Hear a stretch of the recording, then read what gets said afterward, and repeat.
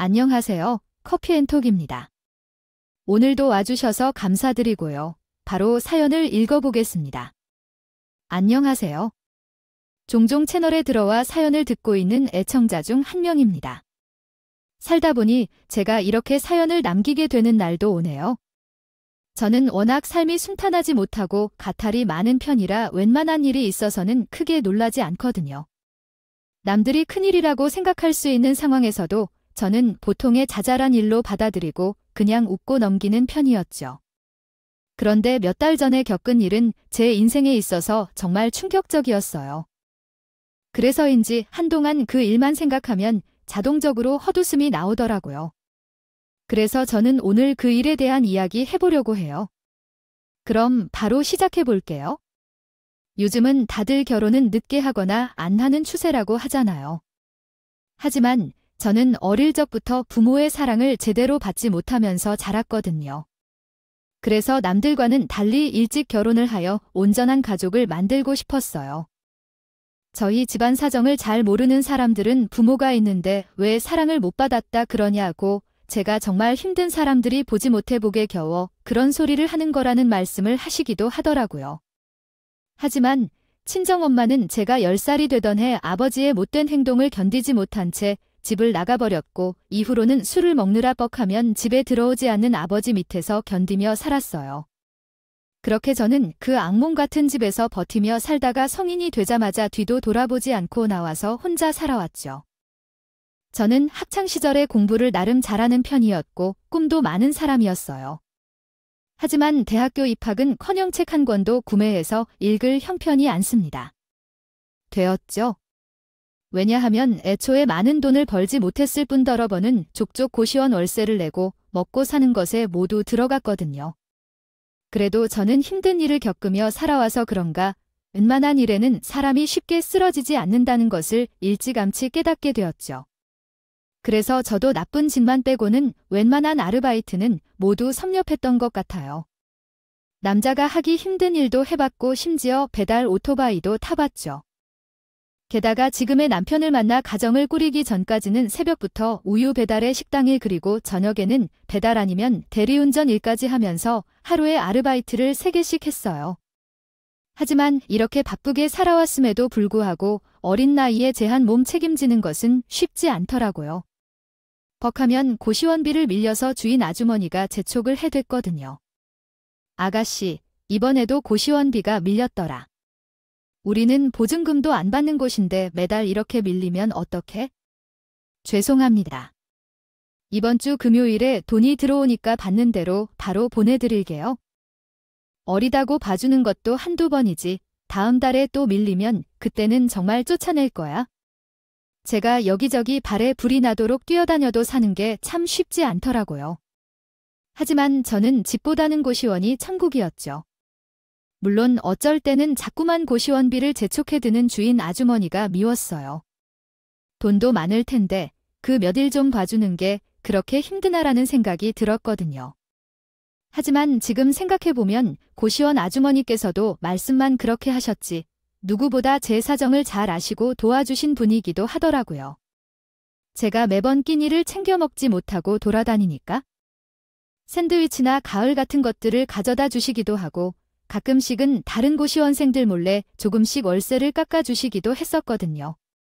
그럼에도 불구하고 그때 당시에는 여유가 없어서 그런가 좋은 마음으로 받아들여지지는 않았죠. 게다가 저는 시간이 지날수록 팍팍한 생활에 점점 지치고 힘들어서 웃는 날들이 거의 없었고요. 그러나 그때쯤 저는 우연히 같은 식당에서 일을 하는 친구의 소개를 받아 남편을 만나게 되었어요. 그리고 첫눈에 반해서 연애라는 것을 처음으로 하게 되었죠. 남편과 저는 힘들게 살아왔다는 공통점이 있어서 그런가 서로에게 쉽게 끌리게 되었어요. 그러다 보니 잃었던 웃음도 금방 되찾을 수 있게 되었죠. 이때 저는 사람에게도 살면서 숨 쉴 공간이 필요하다는 것을 처음 알게 되었던 것 같아요. 그렇게 저희 두 사람은 약 3년이라는 시간을 만나게 되었고 결혼까지 하게 되었죠. 그러면서 저는 남편의 사정을 모두 들을 수 있었어요. 사실 남편은 본인의 과거가 너무 창피하다면서 연애할 때 모든 내용을 털어놓지 않았거든요. 아, 여보, 우리 연애할 때 당신이 창피하다면서 해주지 않은 이야기 있는데 이제 말해주면 안 될까? 나는 그동안 당신이 어떻게 살아왔는지 정말 궁금한데 당신이 들으면 많이 놀랄지도 모르는데 솔직히 나도 과거가 너무 창피해서 당신이 아직도 마음의 준비가 안 되었다면 강요할 수는 없겠지만 가능하다면 듣고 싶어가. 이제 우리 부부이기도 하고 서로 비밀이 없는 게 좋지. 저의 말에 남편은 한참 동안 망설였죠. 그 모습에서는 남편이 쉽게 입을 열지 않겠다 싶더라고요. 그래서 저는 남편의 눈치를 살피다가 지금 이야기하기 힘든 거면 나중에 마음의 준비가 되었을 때 해달라면서 자리에서 일어서려고 했어요. 그런데 남편은 일어서는 저를 붙잡더니 조심스레 이야기를 시작했어요. 당신이 알고 있는 것처럼 나는 누나랑 같이 고아원에서 살았어. 부모님이 우리 두 사람을 고아원에 버렸거든. 그렇게 계속 고아원에서 살다가 나는 요새 절 누나는 15살이 됐던 해 몰래 도망쳐 나왔어. 고아원에서 도망쳐 나왔다고. 혹시 그 안에서 무슨 일이 있었던 거야? 다 이야기할 수는 없지만 원정이 아주 못된 사람이었어. 고아원 아이들에게 막말을 퍼부으며 모세에게 꾸는 것은 물론이고 보험금이 들어오면 다 본인이 챙겨갔거든. 나랑 누나는 그게 진절머리 나도록 싫어서 새벽에 몰래 도망쳐 나온 거야. 저는 남편의 이야기를 듣고 나서 깜짝 놀랄 수밖에 없었어요. 남편은 고아원의 라오누 시누이에게 의지하며 살아왔다고 하더라고요. 시누이는 본인도 15살로 어린 나이이기는 했지만 자신보다 어린 남편을 어떻게든 책임지려고 했대요. 물론 나이가 어려서 일을 시켜주는 곳이 없다 보니 당장 먹고 살 수 있는 방법이 없었고 역 앞에서 동냥을 하며 노숙자로 살았다고 했죠. 그리고 시누이는 가끔씩 받아주는 곳이 생기면 힘들어도 일을 해서 본인을 먹여 살렸다고 하더라고요. 그렇게 남편과 시누이는 몇 년이라는 긴 시간을 버텼다고 했어요. 남편은 힘든 상황에서도 본인을 포기하지 않고 지켜준 시누이가 너무 고맙다고 했죠. 그래서 다른 것은 몰라도 시누이 말이라면 모든 것을 따를 수밖에 없었다고 했어요. 저도 남편의 사정을 모두 듣고 나니 왜 그렇게 시누이 말이라면 법처럼 따르려고 하는 것인지 100번, 1000번이 해가 되더라고요. 그리고 힘든 상황에서도 이렇게 잘 버텨준 것이 너무 고마웠어요. 그리고 남편의 끝까지 포기하지 않고 지켜준 시누이에게도 고마운 마음에 잘하려고 했어요. 종종 집에 오시라고 해서 식사도 함께하고 비싼 것은 아니지만 가끔씩 영양제 같은 것도 챙겨드리곤 했죠. 그러나 남편은 어느 순간부터 자꾸 선을 넘으려고 하더라고요. 경제적인 상황이 좋지 않은데 저 몰래 비싼 선물을 구매해서 시누이에게 가져다 주는 것은 물론 하다 용돈까지 챙겨주려고 했어요. 그것도 100만 원이라는 큰 돈을 매달 보내주겠다고 하는데 기가 막혀서 말이 안 나왔죠. 당연히 저는 용돈 문제만큼은 양보 못한다고 하면서 남편을 뜯어 말리려고 했어요. 당신 제정신이야? 아무리 형님이랑 각별한 사이라고 해도 그렇지 당신이 뭐 얼마나 번다고 그런 큰돈에 매달 드리겠다고 해? 나한테 누나는 엄청 중요한 사람이야. 당신도 대사정 다 들었으니까 알 거 아니야. 동생으로서 누나한테 용돈 좀 주겠다는데 꼭 이렇게 눈에 도끼를 품고 반대해야 하냐? 그럼 우리 생활비 반을 주겠다고 하는데 반대 안 할 사람이 어디 있냐? 우리 당장 다음 달에 나가야 할 돈이 얼마인 줄은 알아. 이번 달 난방비가 엄청나서 우리 지금 가지고 있는 돈으로 해결이 안 돼 남편은 제가 뭐라고 해도 들을 생각조차 하지 않았죠. 무조건 시누이에게 100만 원이라는 큰 돈을 용돈으로 주겠다고 우기는데 정말 한숨만 나오더라고요. 남편과 시누이가 각별한 사이라는 것은 잘 알고 있었지만 정말 너무하다 싶었어요. 돈이라도 잘 벌어오면 눈 따감고 맞춰주겠지만 그것도 아니었거든요. 남편은 회사에 나가 일을 하고 있기는 하지만 생각보다 월급이 많지는 않았어요. 물건 판매직으로 있어서 기본급이 100만 원 정도였고 나머지는 팔아온 만큼 수수료를 떼먹는 구조였어요. 쉽게 이야기해서 남편이 물건을 팔아오지 못하면 단돈 100만 원으로 생활비를 해야 하는 일이 생길 수도 있다는 거예요. 그리고 남편은 실제로 물건을 잘 팔지 못했고요. 제가 보기에 남편은 판매직에 재능이 전혀 없어 보였죠. 많이 바라봐야 가지고 오는 돈은 고작 130만 원 정도였고 거의 대부분은 기본급만 가지고 왔어요. 그래서 저는 결혼 이후 꾸준히 이직을 제안했었죠. 아이, 여보. 지금 몇 달째 기본급만 가지고 오는데 차라리 이직을 하는 게 어때?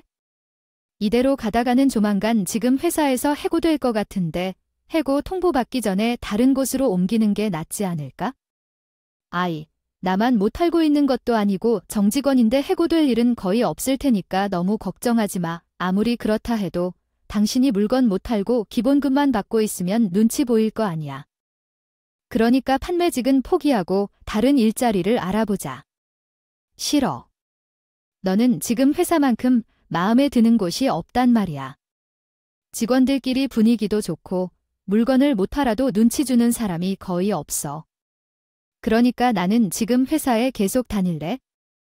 제가 아무리 이직을 해보자고 설득해도 남편은 굳이 그 회사를 계속 다니려고 했어요. 그 모습에 저는 답답할 수밖에 없었죠. 물론 저도 일을 하고 있기는 했지만 식당 주방에서 파트타임으로 근무를 하고 있다 보니 안정적인 급여를 받을 수 있는 조건이 아니었어요.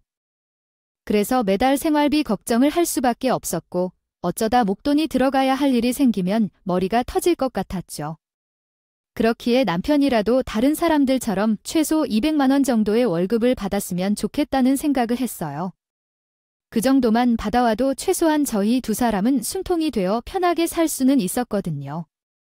하지만 무슨 이유에서인지 남편은 회사를 옮길 생각을 전혀 하지 않았어요.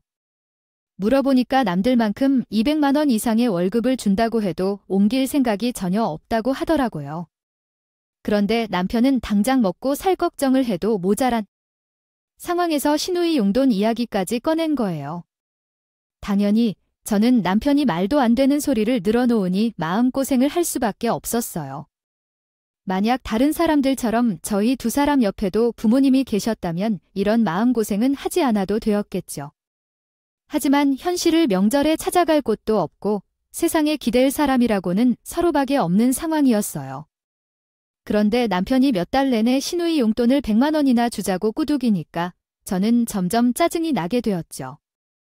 결국 저는 참다 화가 폭발하게 되었고 남편에게 크게 화를 낼 수밖에 없었어요.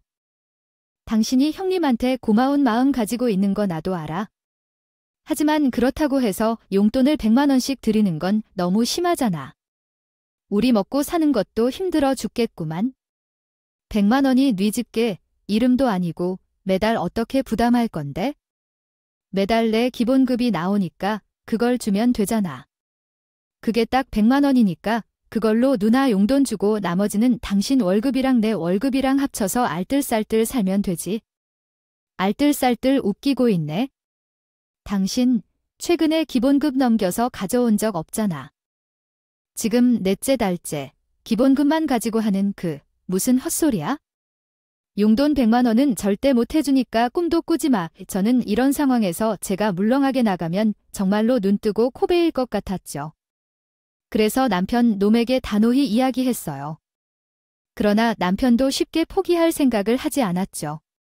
눈을 매섭게 뜨고 박박 우겨대다가 도저히 안 되겠다 생각했는지 능구렁이처럼 살살 저를 달래가며 해결하려 들더군요. 하지만 저는 용돈 문제만큼은 그냥 넘어갈 수 없었고 끝까지 반대했어요. 알아. 내가 일 열심히 해서 기본급 외에 돈 더 벌어볼게. 그러니까 우리 누나 100만 원씩 용돈 좀 주자. 다른 사람도 아니고 내 누나잖아. 아니, 상식적으로 누나가 동생 용돈 해줘야지.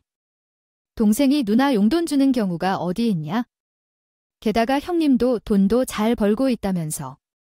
그런데 무슨 용돈으로 100만 원을 줘? 우리 누나는 다르잖아. 고아인 나를 지금껏 정성스럽게 키워준 사람이라니까. 누나가 없었다면 나는 지금 세상에 없는 사람이고 이렇게 당신 만나지도 못했어. 그러니까 우리 누나를 시어머니라고 생각해. 나 똑같지 뭐. 대체 뭐가 다른데? 시누이나 시어머니나 똑같다는 남편. 놈의 말에 나는 기가 막혀서 헛웃음이 나왔죠. 그래서 저는 어떻게 형님을 시어머니라고 생각하냐고 하는 것이 가능한가 묻고 그게 같을 수 있냐면서 방방 뛰고 난리를 쳤어요. 그랬더니 남편은 대체 뭐가 다르냐고 본인한테는 피부취가 누나밖에 없다면서 오히려 저에게 시누이를 매정하게 대하지 말라며 가르치려 하더군요. 그러면서 고작 100만 원을 주고 더럽고 치사하게 군다며 헛소리를 해댔어요. 고작 100만 원 가지고 그 100만 원이 우리 식구한테는 입에 풀칠하는 돈이야? 없어서는 안 될 돈이라고. 이 세상에 사람 나고 돈 났지? 돈 나고 사람이냐? 당신이 아무리 반대해도 난 우리 누나 용돈 줄 거야 막말로 형님이 병에 든 것도 아니고 돈을 못 벌고 있는 것도 아닌데 대체 왜 우리가 용돈을 줘야 해?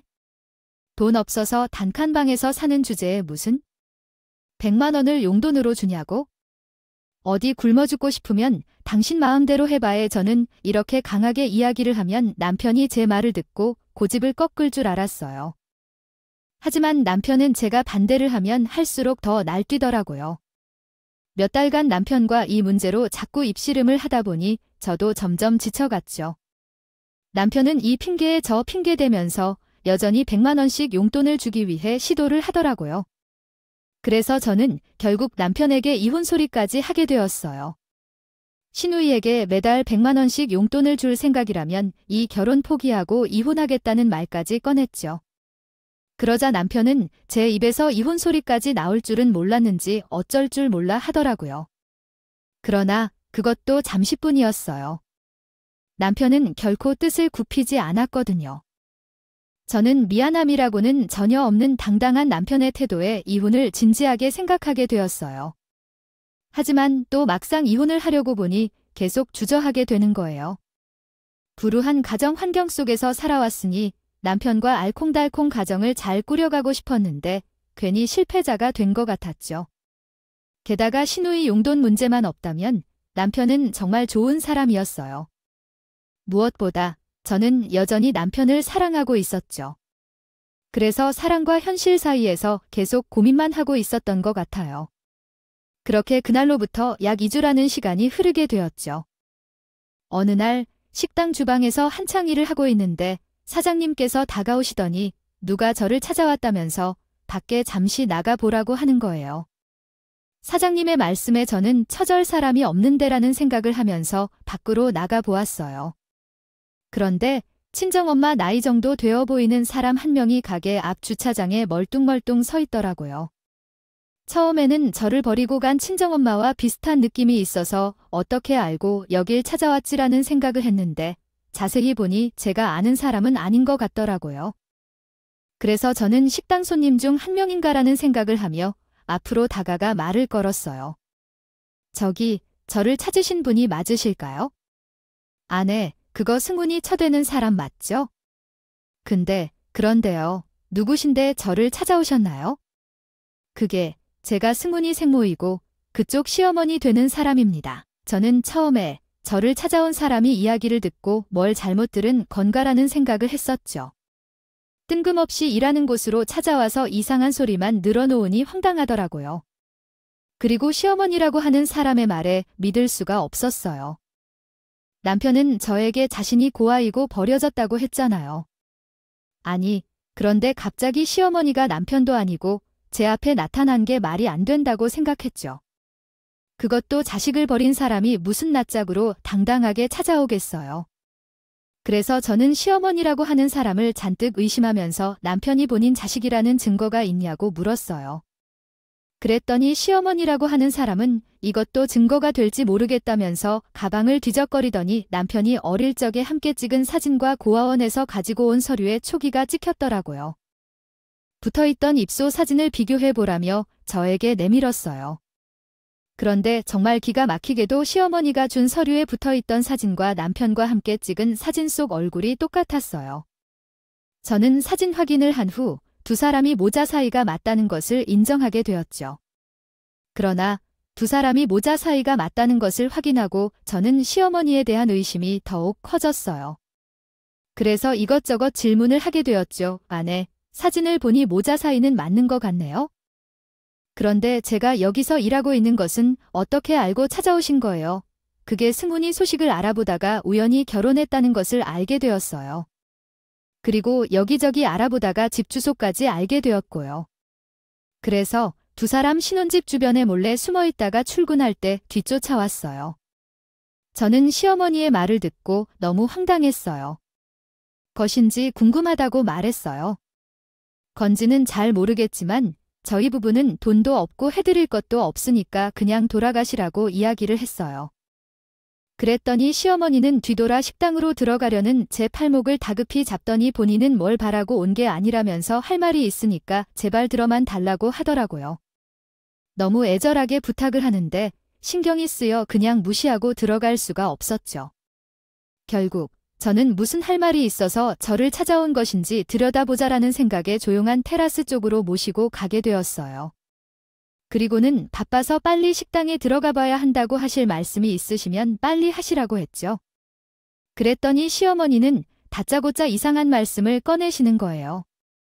갑자기 찾아와서 놀라고 당황스럽겠지만 내 말 좀 믿어줘요. 승훈이한테서 하루라도 빨리 도망치세요. 아니, 다짜고짜 찾아와서 그게 무슨 말씀이세요? 남편한테서 하루라도 빨리 도망을 치라니요. 그쪽이 알고 있는 두 남매 사실은 친남매가 아니에요. 피 한 방울 안 섞인 사람들이라고요. 그리고 이대로 가다가는 그쪽 등골이 쪽쪽 뽑아 먹히다 못해 없어질 수도 있어요. 저는 시어머니의 말씀에 정말 혼란스러웠어요. 그리고 당연히 그 말을 믿을 수가 없었죠. 그래서 저는 남편의 생모가 정말 맞긴 한 건가? 혹은 치매 환자 아닌가 하는 의심을 다시 할 수밖에 없었어요. 그래서 저는 계속 의심스러운 눈빛으로 시어머니를 바라봤죠. 그랬더니 시어머니도 저의 눈빛을 느꼈는지 모든 것을 설명해 주겠다고 하더라고요. 시어머니는 저에게 남편이 고아원에 가게 된 이후부터 차근히 설명해 주셨어요. 안 믿겠지만 나는 승훈이를 고아원에 버린 적이 없어요. 그게 무슨 말씀이세요? 지금 남편은 어머니가 본인을 버린 줄 알고 있어요. 나는 미혼모로 승훈이를 낳았고 끝까지 책임을 지려고 했어요. 그런데 일 때문에 지방이 몇 달 내려가게 되면서 승훈이를 우리 오빠한테 맡기게 되었죠. 그럼 혹시 남편을 잃어버리신 건가요? 저도 승훈이를 잃어버린 줄만 알았어요. 그게 대체 무슨 말씀이신지? 우리 오빠가 미혼모라 아이를 낳아 키우고 있는 제 모습이 보기가 싫었나 봐요. 제가 지방에 내려간 사이에 술을 잔뜩 먹고 승훈이가 자고 있을 때 고아원에 데려다 놓았다고 하더라고요. 저는요. 시어머니 말씀에 깜짝 놀라서 한동안 말을 이어가지 못했죠. 시어머니 말씀을 들어보니 최근에서야 외삼촌이 남편을 고아원에 데려다 놓았다는 사실을 알게 되었다고 하더라고요. 일이 있고 며칠 뒤에 외삼촌은 시어머니에게 전화를 해서 저희 남편이 혼자 엄마를 찾는다고 집을 나갔다며 외숙모와 함께 한참 돌아다녀 보았지만 결국엔 찾지 못했다는 말을 했대요. 그 말을 듣고 시어머니는 곧장 지방에서 올라왔지만 남편을 찾을 수는 없었다고 했죠. 왜냐하면 그때 당시 남편은 3살 정도의 나이였고 노래보다 말이 많이 느렸다고 했어요. 그래서 기껏해야 본인 이름과 나이 정도만 이야기할 수 있었다고 했죠. 게다가 지금처럼 유전자 검사 같은 게 잘 되어 있지 않았고 외삼촌이 가까운 고아원에 데려다 놓은 게 아니어서 찾을 수가 없었다고 하더군요. 그래서 시어머니는 외삼촌의 말만 철석같이 믿고 남편이 집을 나갔다고 생각하며 주변에 있던 시설들을 여기저기 찾아다녔다고 했어요. 그러나 결국 다른 지역에 있던 남편을 발견하지는 못했던 거죠. 그렇게 세월이 지나게 되었고 시어머니는 계속해서 우리 남편을 찾아다니고 있었다고 하더라고요. 그런데 남편에 대한 의외의 소식은 최근에야 듣게 되었다고 했어요.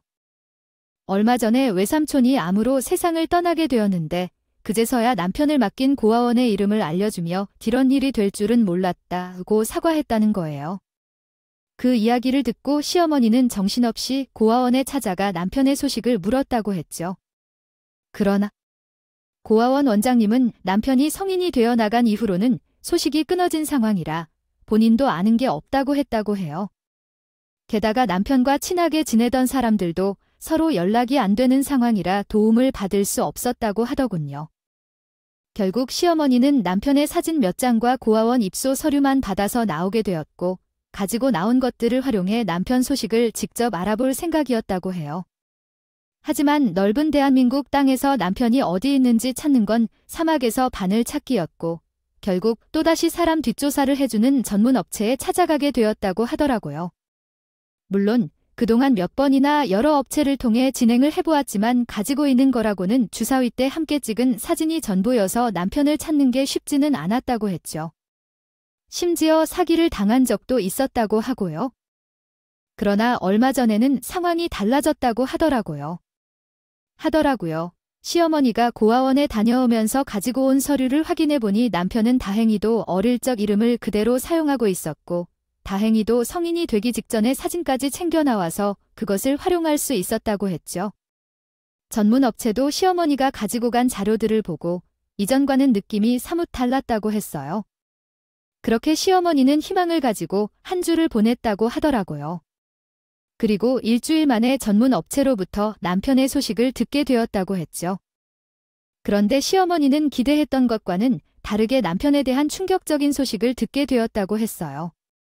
남편이 어떤 사기꾼 여자와 함께 몰려다니면서 사기도 치고 빚만 엄청나게 쌓여 있다고 했다는 거예요. 그리고 심지어 근무하고 있는 곳은 다단계에다가 사기질을 부추기던 유익한 물자가 되었다고 하는 거예요. 이 사기꾼 여자는 사기로 자신의 이익을 극대화하려고 하는 잠재적인 마음을 가졌던 것이 아니라 단순히 실수로 도움을 준 것일 뿐이라는 것을 알게 되었다고 하더라고던데요. 그랬던 것이라면 시어머니께서 되돌이킨 결심이 옳은 것이었던 거라고 생각해요. 그리하여 결론적으로 말하자면 사기꾼 집단과 별 연관이 없어 좋은 소식이라고 생각해요. 고아원 출신이었고 남편한테 접근을 했던 것처럼 남자들을 꾸며내서 다단계에 들어오게 만드는 역할을 하고 있었던 거예요. 그리고 투자 수익을 빌미로 빚을 만들도록 하여 본인들의 수익을 늘렸다고 하더라고요. 그 이야기를 듣고 나서 시어머니는 예의를 어떻게 해야 하다 고민이 많았다고 했어요. 그래서 일단 남편 뒤를 밟으며 상황을 지켜봤다고 했죠. 그런데 아무래도 조만간 사기꾼 여자와 같은 길을 걷게 될 것 같다는 느낌을 받았다고 하더라고요. 그리고 그런 사람들은 위기가 생기면 가까운 곳에서부터 등골을 쪽쪽 뽑아먹으니 이대로 가다가는 아무것도 모르고 있던 제가 위험해질 것 같았다고 했어요. 그래서 저를 먼저 찾아오게 된 것이라고 하더라고요. 저는 이 모든 이야기를 듣고 나서 너무 충격적이었고 말이 밖으로 나오지 않았죠. 그래서 입을 다물지 못한 채로 한참 동안 멍하니 있었던 것 같아요. 저기, 내가 마을을 좀 놔도 될까요? 네, 그럼요. 어머니, 그래 고맙다. 저기, 내가 승훈이를 한번 만나보고 싶은데. 네, 어머니, 그럼 제가 자리 한번 마련해 볼까요? 고마워. 그리고 내가 부부 사이에 끼어들어 왈가불가 할 권리는 없지만 너는 더 큰 일이 생기기 전에 승훈이한테 도망가는 게 좋을 것 같다. 도망을 가라니요. 그래도 부부 사이인데 이야기라도 들어봐야죠.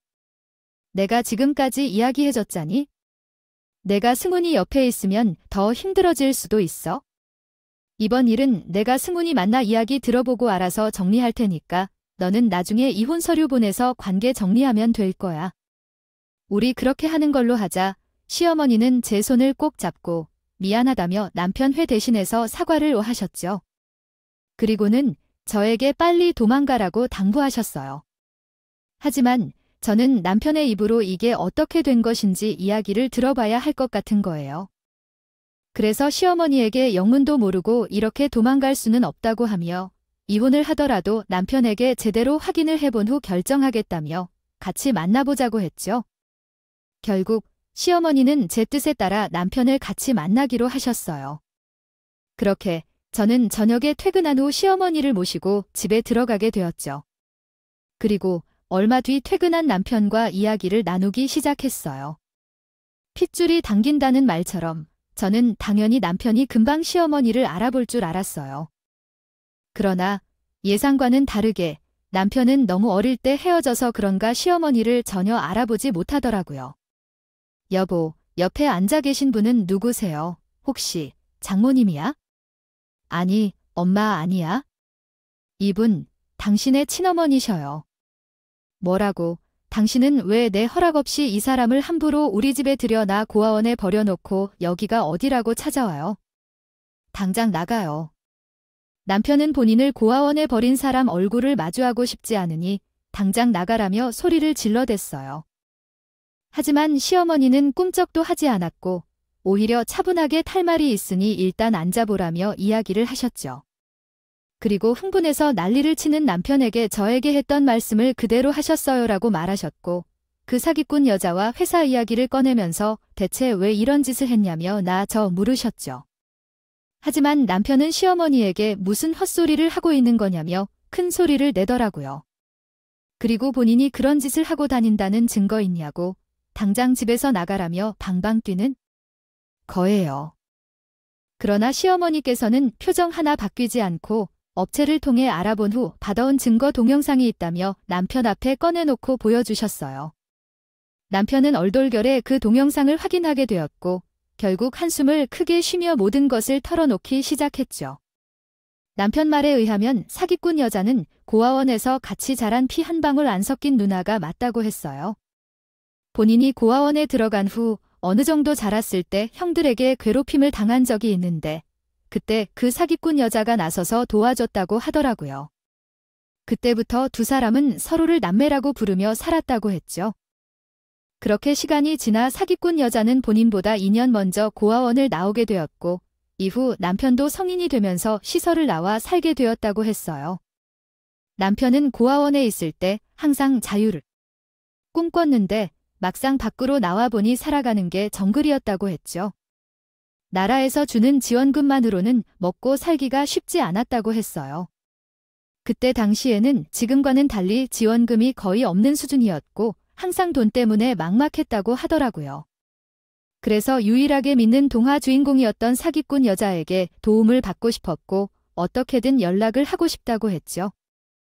하지만 고아원을 나온 이후로 어디서 어떻게 살고 있는지 소식은 들을 수가 전혀 없었고 연락처도 몰라서 연락할 수 없었다고 했어요. 그래서 남편은 홀로 어떻게든 살아낼 수밖에 없었다고 했죠. 그렇게 고아원에서 나온 지 5년이라는 시간이 흘렀다고 했어요.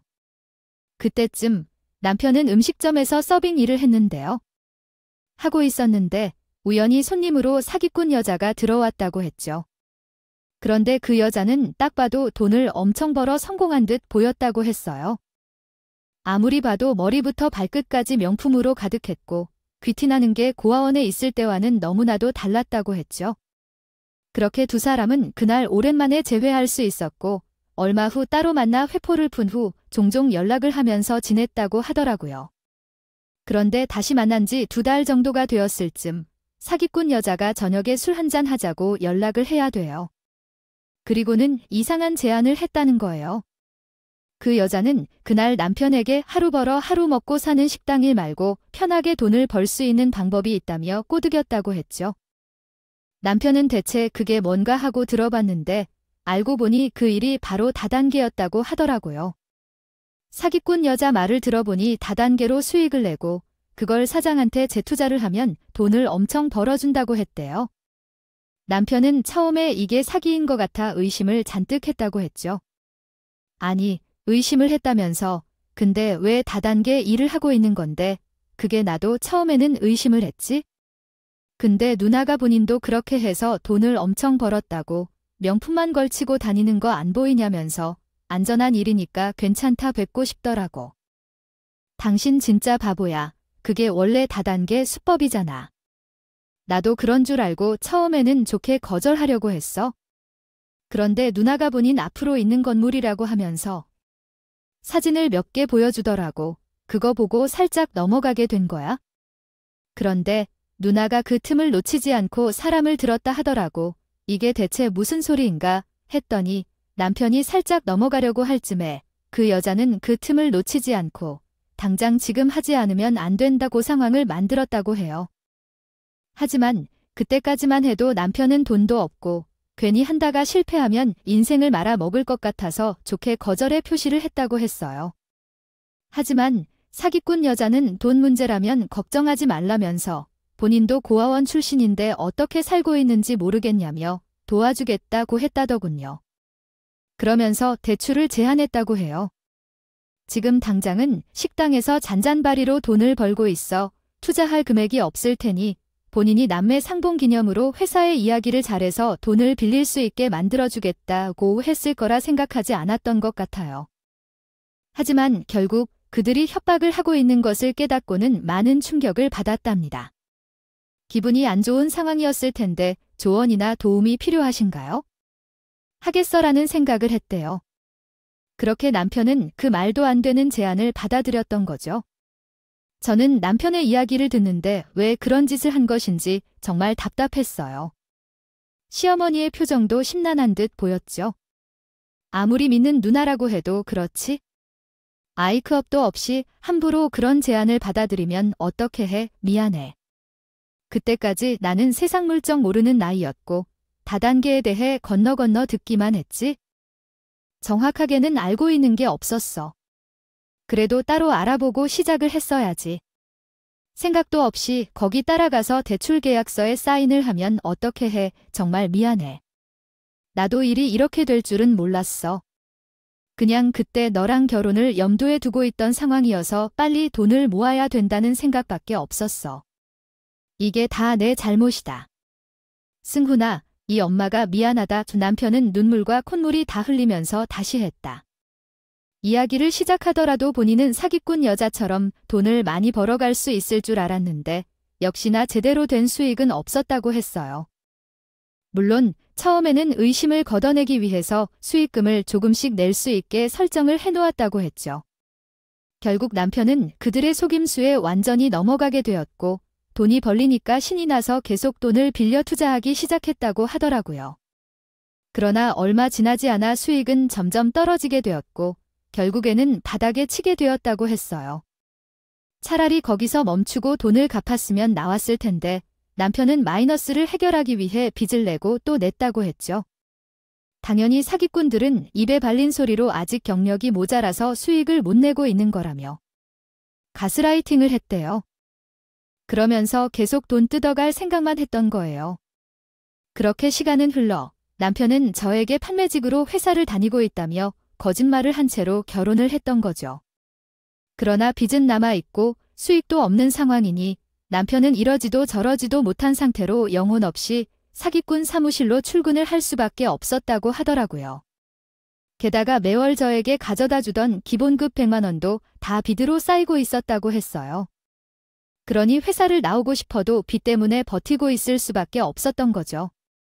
그리고 남편과 피 한 방울 섞이지 않은 그 여자는 어떻게 해서든 빚을 받아내려고 재촉을 했대요. 그러자 남편도 그 빚을 갚지 못하면 그곳에서 평생 나오지 못할 것 같은 불안감에요. 편안하게 돈을 갚기 위해서 그 여자에게 신혼 노릇을 해달라고 부탁을 했다고 하더라고요. 그리고 그 여자는 돈을 받아내기 위해서 흔쾌히 그 제안을 받았고 남편은 이 핑계에 저 핑계를 대면서 매달 빚을 갚으려고 용돈 명목으로 돈을 가져가 사기꾼들에게 상납을 했던 거예요. 그런데 현실적으로 기본급이 빚으로 쌓이고 있는데 어떻게 그 빚을 갚을 수 있겠어요? 밑빠진 독에 물 붓는 꼴이죠. 저는 결국 그날 남편에게 이혼을 통보할 수밖에 없었어요. 같이 빚을 갚을 능력도 없고 그러고 싶지 않다면서 이혼 소송을 걸기로 했죠. 그리고 시어머니도 모든 이야기를 듣고 나서 증거물을 가지고 가 남편이 일하고 있는 회사의 대표를 경찰에 신고했어요. 결국 시어머니 덕분에 그 회사는 풍비박산이 나게 되었고 대표는 물론 그 사기꾼 여자도 함께 잡혀갔어요. 죄값을 다 받아야 했죠. 이뿐만 아니라 남편 또한 그 여자에게 꼬임을 당한 피해자이기는 하지만 빚을 갚기 위해 동조를 하고 새로운 사람에게 사기를 쳐서 꾸며낸 것이 밝혀지게 되었고 그로 인해 같이 죄값을 받아야 했어요. 그리고 6개월의 시간이 지난 지금 저는 전 남편과 깔끔하게 이혼으로 정리를 하게 되었죠. 그리고 함께 살던 신혼집도 꼴보기가 싫어서 정리를 한 후 다른 지역으로 넘어와 작은 떡집을 운영하고 있습니다. 물론 대출을 받아 시작한 일이기는 하지만 다행히 동네 분들도 너무 착하시고 장사도 꽤 잘 되고 있어요. 지나간 사랑은 새로운 사랑으로 아픔을 잇는다고 하던데 저는 새로운 사랑을 시작하기가 겁이 나서 지금은 일과 사랑에 빠져 살고 있네요. 비록 좋은 경험은 아니지만 그래도 일이 더 커지기 전에 이혼으로 잘 마무리할 수 있어서 한편으로는 다행이라는 생각이 듭니다. 이제 저는 이 사연을 끝으로 전 남편을 잊으려고 해요. 좋지 않은 일을 계속 생각하고 곱씹어봐야 기분만 안 좋고 새로운 출발을 하는데 걸림돌이 되지 않겠어요. 그래서 저는 이번 일 여기다 다 털어내고 새 인생 한번 제대로 시작해 보려고요. 애청자님들께서도 제2의 인생을 시작하는 저를 위해 응원 가득 담은 댓글 많이 남겨주시면 감사하겠습니다. 제 갱글 끝까지 들어주셔서 감사하고 남은 5월도 행복하게 마무리하시길 바랍니다. 지금까지 커피앤톡이었습니다. 오늘도 끝까지 함께 해주셔서 감사하고요. 다음 영상으로 또 찾아뵙겠습니다.